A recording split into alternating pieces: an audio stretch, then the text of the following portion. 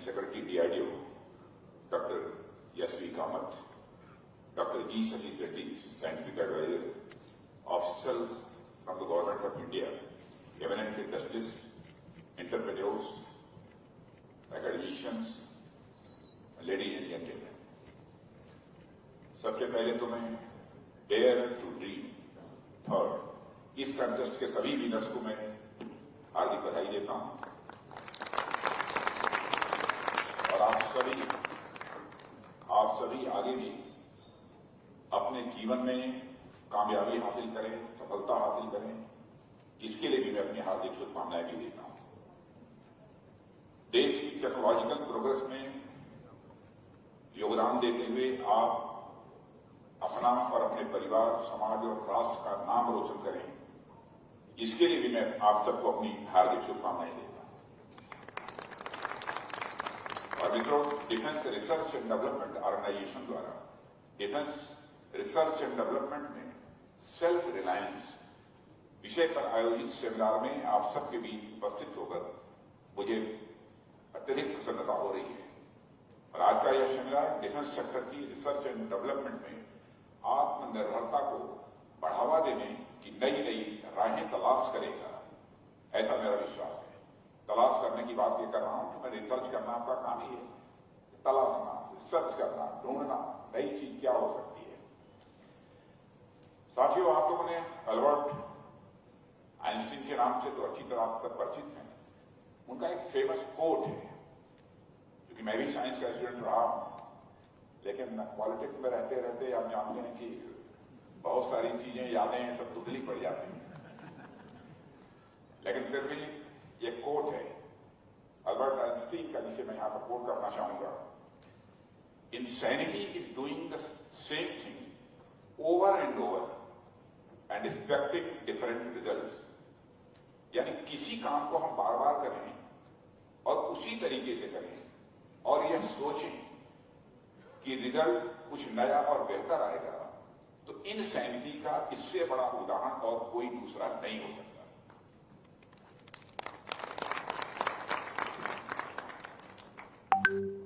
हम अब तक जो भी करते आए हैं आगे भी वही करते रहेंगे, तो हमें आगे भी वही मिलेगा जो अब तक मिलता है। इसलिए बदलती दुनिया और समय के लिहाज से यह आवश्यक है कि हम अपने लक्ष्य बदलें, नए लक्ष्य निर्धारित करें और नए लक्ष्य को हासिल करने के लिए हम काम करें।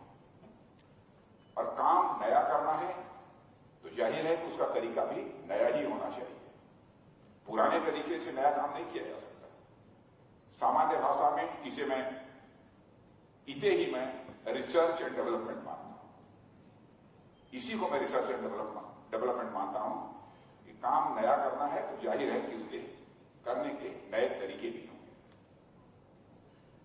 साथियों, ह्यूमन सिविलाइजेशन आज अपने जिस पड़ाव पर है और जिन बुलंदियों को उसने टच किया है, उसमें मैं रिसर्च एंड डेवलपमेंट का स्थान एक विशेष मानता हूं। वर्तमान में हालांकि रिसर्च का अर्थ लेबोरेटरी बेस्ड रिसर्च से अधिक लिया जाता है, पर अपने ब्रॉड मीन्स में यह उससे कहीं और अधिक व्यापक है, बड़ा है। पूरी सृष्टि के संचालन के पीछे एक विज्ञान है और मानव जैसे जैसे इस विज्ञान को समझता गया, वह अपना जीवन निरंतर उसी तरीके से बेहतर करता चला गया। शुरुआत में मानव ने ट्रायल एंड एरर से सिविलाइजेशन का विज्ञान समझा और एग्रीकल्चर पर आधारित कल्चर डेवलप हुई। फिर मानव को ग्रेन्स को स्टोर करने की जरूरत पड़ी, तो उसने ग्रेन्स का स्टोरेज करना सीखा। ये सब सामान्य तौर पर रिसर्च एंड डेवलपमेंट के ही एग्जाम्पल हैं। बहुत सामान्य हैं, छोटे हैं, लेकिन उसी के मिसाल हैं, उदाहरण हैं। और इसी तरह के अनेक और रिसर्च और साइंस और टेक्नोलॉजी के चलते मानव जीवन में अस्थायित्व आया और वह अपने विकास की राह में लेकर अब तक हम देखेंगे तो पाएंगे कि सभ्यता के विकास में रिसर्च एंड डेवलपमेंट का यह एक की फैक्टर है। रिसर्च एंड डेवलपमेंट की जो सबसे महत्वपूर्ण खासियत है, मैं समझता हूं कि यह कि रिसर्च एंड डेवलपमेंट उन चीजों को रिसोर्सेज में बदलने की क्षमता रखता है जिन्हें आमतौर पर हम रिसोर्स की दृष्टि से नहीं देखते। जिसे हम रिसोर्स की दृष्टि से नहीं देखते हैं, उन्हीं को रिसोर्सेज में बदलने की रिसर्च एंड डेवलपमेंट के पास क्षमता है। यही काम करता है। उदाहरण के लिए सूरज की धूप तो लाखों करोड़ों सालों से धरती पर आ रही है। सूर्य की रोशनी, सूर्य की धूप तो लाखों करोड़ों वर्षों से ये धरती पर आ रही है।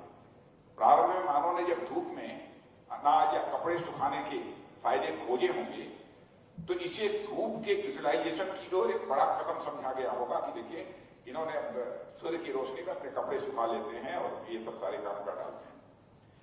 वाकई में यह बड़ा कदम था भी उस समय, पर आज तो मानव इस दिशा में क्रांतिकारी प्रगति करते हुए सन से डायरेक्टली इलेक्ट्रिकल एनर्जी प्राप्त करना सीख गया है।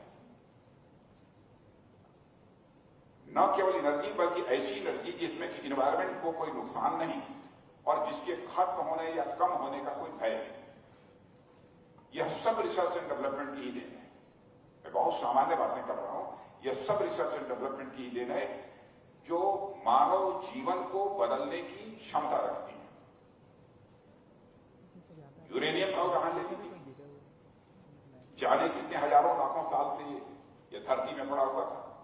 हो सकता है कि यह मानव के हाथ में कई बार आया हो, इसके पहले भी लोगों के हाथों में आया हो और मानव ने इसे सामान्य एक छोटी सी वस्तु समझकर उसे छोड़ दिया हो, फेंक दिया हो। पर एक बार इसकी खासियत जान लेने के बाद मनुष्य ने इसको ऐसा यूटिलाइज किया कि यूरेनियम आज दुनिया भर में बदलाव लाने वाले प्रमुख जो फैक्टर्स हैं, कारक हैं, उनमें से एक बन गया है। सिविल हो या डिफेंस सेक्टर, यूरेनियम की पावर दुनिया में अपना एक महत्वपूर्ण स्थान रखती है। यह सब रिसर्च एंड डेवलपमेंट की ही बदौलत संभव हो पाया। रक्षा के संदर्भ में भी अगर हम इतिहास उठाकर देखें तो पाएंगे कि दुनिया में जिन भी लोगों या देशों ने डिफेंस के क्षेत्र में नए नए रिसर्च एंड इनोवेशंस किए, वे अपने दुश्मनों पर बढ़त बनाते हुए दुनिया के इतिहास में अपना नाम दर्ज कराने में वह कामयाब हुए। मैंने पहले भी एक बार मैसेडोनियन फ्लांस की चर्चा की थी और आप सभी फिलिप सेकंड द्वारा डेवलप्ड इन्फेंट्री फॉर्मेशन फ्लांस के बारे में शायद अवगत होंगे। यह एक ऐसा रेक्टेंगुलर मास मिलिट्री फॉर्मेशन था, जो अपने समय में बिल्कुल नया और अजेय था, अपराजेय था, जिस पर विजय हासिल नहीं की जा सकती थी। और आगे चलकर उनके पुत्र अलेक्जेंडर द ग्रेट ने भी इसी फॉर्मेशन का इस्तेमाल किया। इसके पहले के लोग इसे समझ पाते और इसकी काट कोई निकाल पाते, सिकंदर दुनिया पर विजय प्राप्त करने की दिशा में आगे बढ़ गए।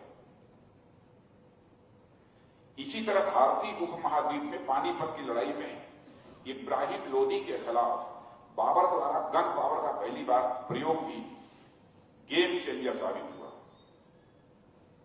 और भारत में मुगल साम्राज्य की नींव पड़ी। यह सब अपने समय के रिसर्च एंड डेवलपमेंट के ही उदाहरण हैं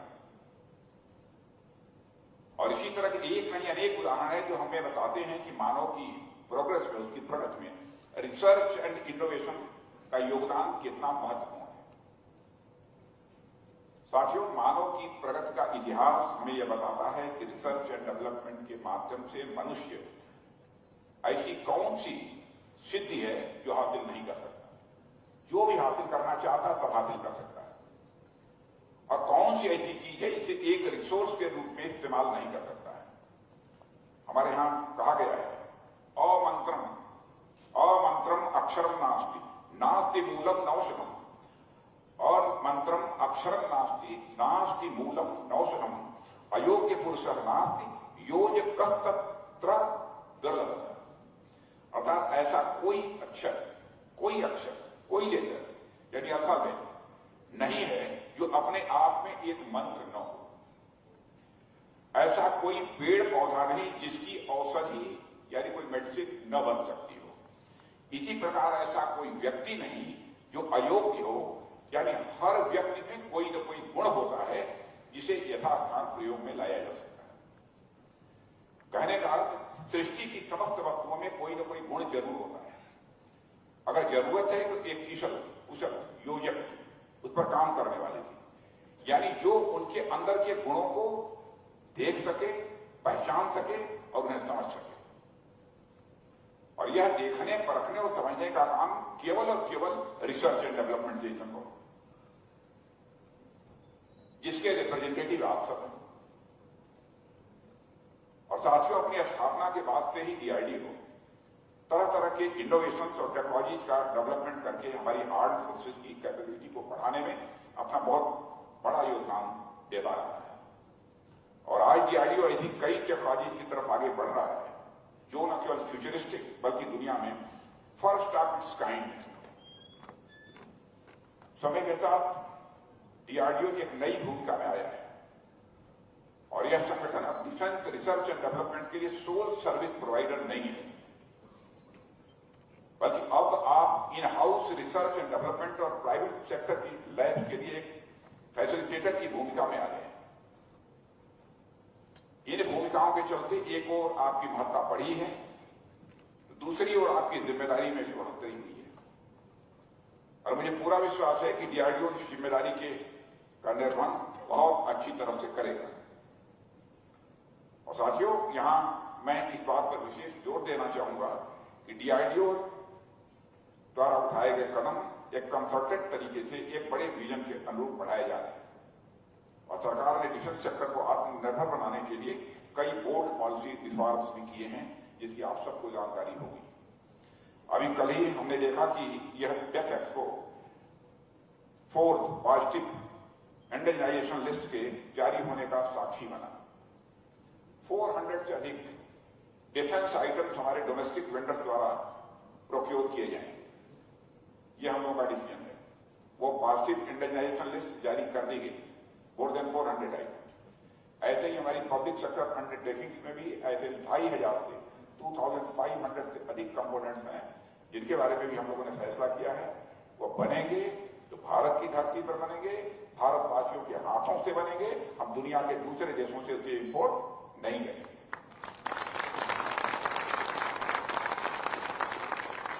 आज प्राइवेट इंडस्ट्री हम यहां हमारे बीच है। आप सब अवगत हैं कि सरकार ने defence research and development budget का 1/4 हिस्सा industry led research and development को डेडिकेट करने का फैसला किया है। और हम सभी ये जानते हैं कि डिफेंस टेक्नोलॉजी इतनी तेजी से बदलती है कि जब तक हम किसी टेक्नोलॉजी को इजाद करते हैं यानी ढूंढते हैं, तब तक दुनिया में एडवांस कंट्रीज और नई टेक्नोलॉजी के साथ सामने आ जाती है। और इसके साथ रिसर्च एंड डेवलपमेंट इन्वेस्टमेंट का नेचर कैपिटल इंटेंसिव है। इस सच्चाई को भी समझना चाहिए। रिसर्च एंड डेवलपमेंट इन्वेस्टमेंट का नेचर कैपिटल इंटेंसिव है और आजादी के बाद लंबे समय तक इस क्षेत्र पर उचित ध्यान न देने के चलते हम दुनिया के बड़े देशों से काफी पीछे रह गए। पर अब प्राइवेट सेक्टर की भागीदारी के साथ हम इस क्षेत्र में बेहतर कर सकेंगे, ऐसा मेरा विश्वास है। और साथियों, कहना मैं ये चाहता हूं कि डिफेंस सेक्टर में रिसर्च एंड डेवलपमेंट की आत्मनिर्भरता यानी उसका सेल्फ रिलायंस की जो यह यात्रा देश ने शुरू की है, उसे डेस्टिनेशन तक पहुंचाने में यदि किसी का मेजर कंट्रीब्यूशन होने वाला है तो आप सबका ही मेजर कंट्रीब्यूशन होने वाला है, किसी दूसरे का इसमें कंट्रीब्यूशन नहीं होने वाला है। यदि हम इसको डेस्टिनेशन तक ले जाना चाहते हैं, पब्लिक सेक्टर और प्राइवेट सेक्टर दोनों उन पहियों के समान है, उन व्हील्स के समान है, जिनके सहारे ही रिसर्च एंड डेवलपमेंट की गाड़ी सेल्फ रिलायंस की ओर बढ़ेगी और अपनी यात्रा भी पूरी करेगी, ऐसा मेरा पूरा विश्वास है। गवर्नमेंट और इंडस्ट्रीज के कोलैबोरेटिव और कोऑपरेटिव प्रयासों से हम न केवल मेक इन इंडिया बल्कि मेक फॉर द वर्ल्ड के लक्ष्य को भी जल्दी प्राप्त कर सकेंगे, इसके प्रति भी मैं पूरी तरह से आश्वस्त हूं। और इस अवसर पर इससे अधिक कुछ न कहते हुए मैं एक बार पुनः इस महत्वपूर्ण आयोजन के लिए आप सभी को अपनी ओर से बधाई देता हूं और इस सेमिनार के लिए अपनी की सफलता के लिए हार्दिक शुभकामनाएं देते हुए अपना निवेदन समाप्त करता हूं। आपके ओजस्वी एवं प्रेरणादायी शब्दों के लिए धन्यवाद सर।